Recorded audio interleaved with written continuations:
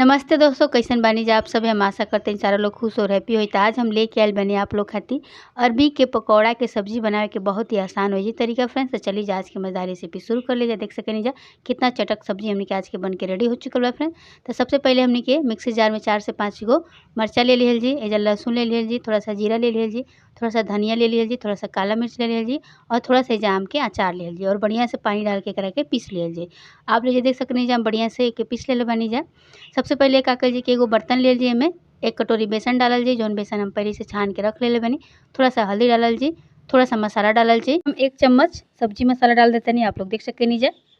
अभी जा हमने के नमक डाल दिया जी, तो नमक स्वाद अनुसार डाल ले जा। और जो हमने के मसाला के पीस के रख रहे जो करा के बर्तन में डाल लिहल जी और ऊपर से का कर जी थोड़ा सा पानी डाल के बढ़िया से का कर जी की फेंट लिहल जी। आप लोग चाहे तो हाथ से भी कर सके नीचे, हम चम्मच से बढ़िया से करके आपस में मिक्स कर लिहल जी, थोड़ा थोड़ा पानी डाल लिहल जी और बढ़िया से करके मिला लिहल जी। तो आप लोग ये देख सकते हैं फ्रेंड्स कितना बढ़िया से हम फेंट ले बनी। यही तरीका से फेंट लेवे के बाद और जौन भी एक गुटली बा बढ़िया से करके मिक्स कर लेवे के बाद देख सकनी जा आप कितना बढ़िया से चम्मच से फेंटा गई बा। यही तरीका से आप लोग भी फेंट ले जा फ्रेंड्स। आप लोग देख सकनी जा कितना बढ़िया हमने के मसाला तैयार हो गई बा। अभी जो हमने के रिक्वच के पतई लिहल जी, थोड़ा से करके बेलन से बेल लिहल जी। यही तरीका से सारा पतई के बेल के रख लिहल जी, हल्का हल्का एक दबा के बढ़िया से बेल लेब जा। अभी जो का कल जी कि चम्मच की मदद से जितना भी पेस्ट बा इनमें का कल जी की लगावत जल जी, चम्मच की मदद से के बढ़िया से लगा लेब जा। आप लोग चाहे तो हाथ से भी लगा लेब जा, तो हमें जब चम्मच से लगाओ तनी तो जौन आप लोग के ईजी लगी वो हिसाब से आप लोग लगा लेब जा। तो देख सकते लीजिए फ्रेंड्स कितना बढ़िया से हम लगा ले बनी। यही तरीका से पूरा पत्ता के कवर कर देवे के बाद बेसन से। तो देख सकते नीचे हम अच्छा तरीका से लगा ले बनी। तो एक ऊपर से एक और पत्ता हम लगा देते नहीं। आप लोग देख सकते नीचे चम्मच की मदद से बेसन के ऊपर से इसे लगाओ चल जाई। देख सकते नीचे हम कैसे लगाओ तनी। तो अगर आप लोग चाहें तो एक पत्ता के भी बना सके नीचा। हमने के गांव में बहुत ज़्यादा ही मिल जाला, मार्केट से ले आवे के ना पड़ेला, घर के ही हमने के पत्ता है जौन की नल के पास उग जाला। तो अगर आप लोग के ज़्यादा पत्ता ना होके कम पत्ता होके तो आप लोग एक एक पत्ता के भी बना सके नीचा। और हमने के जौन पत्ता बा फ्रेंड्स बहुत ही नॉर्मल और बहुत ही सॉफ्ट होला, ये वजह से हमने के कई गो पत्ता लगावे नीचा। तो अगर आप लोग के एक ही पत्ता के बनावल चाहत हो जाए तब भी आप लोग बना सके नीचा। तो आप लोग ये देख सके नीचा फ्रेंड्स साइड से करके हमने के ऐसे कवर कर दिया जाए और कस के पकड़ल जी और दबाते हुए फोल्ड कर दिया जाए। आप लोग देख सकते हैं हम कैसे करते हैं, ये तरीका से आप लोग भी कर ले जा। और एक कस के दबावे के बाद और थोड़ा सा बेसन लगा लेवे के बाद जितने नहीं लागल ओने हमने के ओ हिस्सा में बेसन के बढ़िया से लगा लेवे के बाद देख सकते हैं हम कितना बढ़िया से लगा लेते नहीं। ये देखिए जा आप लोग देख सकते हैं हम बढ़िया से बेसन से के कवर कर देले बनी और एकदम से नया और यूनिक रेसिपी बा फ्रेंड्स, आप लोग की बहुत ही पसंद आई।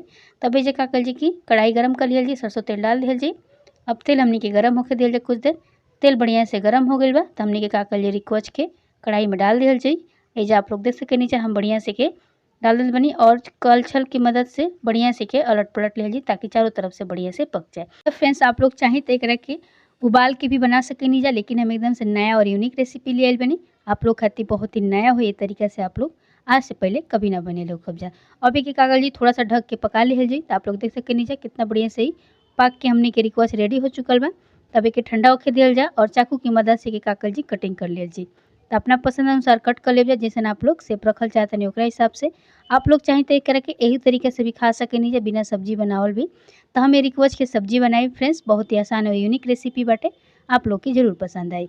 तभी ये देख सके नीचे हम कटिंग करके रख ले बनी। अब एक कढ़ाई में सरसों तेल डालल जी, तेजपत्ता डालल जी, थोड़ा सा खड़ा मसाला डालल जी, थोड़ा सा जीरा डाल दिया जी और थोड़ा सेजा हमने के हरा मिर्च डाल दिया जी। फ्रेंड्स आप लोग ये देख सकते हैं मिर्च जौन बा अच्छा तरीके से फ्राई हो गई बा। तभी जा हमने का कर जी कि बारीक कटल प्याज डाल दिया जी। आप लोग चाहते करके मिक्सी जार में भी पीस सके नीजा और तब भी डाल सके नीजा। अगर मिक्सी जार ना होके तो आप लोग चाहें तो सिलबट्टा पे भी पीस के बना सके नीजा। आप लोग ये देख सकें फ्रेंड्स कितना बढ़िया से हम प्याज के भून ले बनी, एकदम से सुनहरा कलर हो गई बा। आप लोग देख सके नीचा कितना बढ़िया सा कलर आयल बटे। तभी जा हमने के काकल जी की फ्रेंड्स जौन हमने के टमाटर के पीस के रखनी है जा ओके कढ़ाई में डाल दिया जाए। आप लोग चाहें तो काट के भी टमाटर के डाल सके नीचा। अब बढ़िया से टमाटर के 2 मिनट पका लिया जी ताकि जो एकर कच्चापन बा आराम से निकल जाए। तो आप लोग ये देख सकें फ्रेंड्स बढ़िया से हमने के टमाटर जो बा पाकत ताटे, यही तरीका से 2 से 3 मिनट बढ़िया से पाके दिया जी। अभी जो हमने के सब्जी मसाला डाल दिया जी, थोड़ा सा मिर्च पाउडर डाल दिया जी, थोड़ा सा हल्दी डाल दिया जी और बढ़िया से के चला के पका लिया जी। कम से कम 2 मिनट बढ़िया से मसाला के पका लिया जी ताकि जो मसाला के कच्चापन बा वो निकल जाए। तो आप लोग देख सकते फ्रेंड्स कितना बढ़िया से मसाला जौन बा बढ़िया से पाक चुकल बा और ऊपर तेल आवे लागल बा। एकर मतलब कि हमने के जौन मसाला बा बढ़िया से पाक के रेडी हो चुकल बा। तो देख सकें जब फ्रेंड्स हमने के मसाला जब पाक गई बा तो एजा हमने के का कल जी की थोड़ा सा पानी डाल दिहल जी और बढ़िया से करा के चला के भून लेल जी। तो 2 मिनट हो चुकल बा और मसाला बढ़िया से पाक गई बाटे। आप लोग देख सकें कितना बढ़िया कलर आयल बाटे। तभी जे का कल जी की 1 चम्मच हमने के दही डाल दिहल जी। अगर आप लोग के दही ना पसंद होके तो बिना दही के भी बना सकेनी जा, और अगर दही ना होके तो आप लोग एजा मलाई भी डाल सकेनी। जैसे का होला कि जौन रिकवच वाली सब्जी बनला ओकर स्वाद बा बहुत ही यूनिक आवेला और खाए में बहुत ही मज़ा आवेला और टेस्टी भी लागेला। ए वजह से हम एजा डाल देले बानी। अब एजा नमक डाल दिहल जी और नमक डाल के बढ़िया से के चला के 2 मिनट पका लिहल जी। तब फ्रेंड्स आप लोग देख सकेनी जा कितना बढ़िया से हम मसाला के पका लेल बानी। यही तरीका से आप लोग भी पका लेब जा, और जब तेल ऊपर आ जाए तो समझ जाए जा कि आपके जौन मसाला बा बढ़िया से पक के रेडी हो चुकल बा। तो हमने की जौन मसाला बा एकदम से बढ़िया पकल बाटे। तब का कल जी के जे हमने के पानी डाल दिहल जी। 1.5 गिलास के करीब में जे हम पानी डालतनी तो अपना पसंद अनुसार पानी आप लोग रख सकेनी जा, जितना आप सब्जी के जूस रखल चाहतनी ओकरा हिसाब से। अब आप देख सकेनी जा सब्जी में उबाल आवे लागल बा। तेजा हमने के जौन गिरवच के काट के रखे रहनी जा ओके कढ़ाई में डाल दिहल जी। डाल के कुछ देर एक रखे यही तरीका से पाके दिहल जी। कम से कम 5 से 10 मिनट सब्जी के बढ़िया से धीमा आंच पे पाके दिहल जी। तो आप लोग देख सकेनी जा कितना बढ़िया सब्जी के कलर आइल बा फ्रेंड्स, बहुत ही सुंदर दिखे में लागत ताटे। तो एक करके चला लिहल जा और चला के 2 मिनट बढ़िया से पका लिहल जा। जौन गिरवच के कच्चापन होई वो बढ़िया से पाक जाई।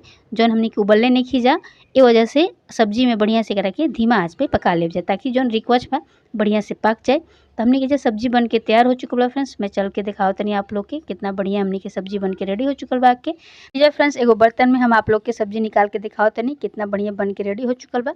बहुत ही टेस्टी और बहुत ही यमी आज की हमने के रिकवच की सब्जी बन के रेडी हो चुकल बा फ्रेंड्स। बहुत ही मज़ेदार और यूनिक रेसिपी बा। तो हमरा कल आप एक बार जरूर ट्राई करब जा, और अभी तक हमारा चैनल के सब्सक्राइब नहीं कीजिए कले तो प्लीज़ सब्सक्राइब कर लेब जा। तेजा हमने के का कल जी कि थोड़ा सा धनिया पत्ता से चाहे पुदीना के पत्ता से करके सजा लिहल जी। आप लोग चाहे तो एकरा ऊपर से मलाई भी डाल सकेनी जा, देखे में बहुत ज़्यादा सुंदर लगी, एकदम से रेस्टोरेंट स्टाइल लगी। तो आप लोग देख सकेनी जा एकदम से ढाबा जैसे हमने के आज के सब्जी बन के रेडी हो चुकल बा। तो फ्रेंड्स अगर आज की हमारी रेसिपी आप लोग के पसंद आयल बा तो प्लीज़ लाइक शेयर सब्सक्राइब जरूर कर दीजिए, और अगर हमारा चैनल पे पहली बार आयल बन जाए तो प्लीज़ हमारे चैनल के सब्सक्राइब कर लीजिए, ताकि हम और भी आप लोग खातिर वीडियो ला सकें। और प्लीज़ अपने दोस्तों में भाई बहन सबके हमारे वीडियो के शेयर करी और प्लीज़ हमके सपोर्ट करी। तब तक खातिर बाय बाय, फिर मिल जी काले।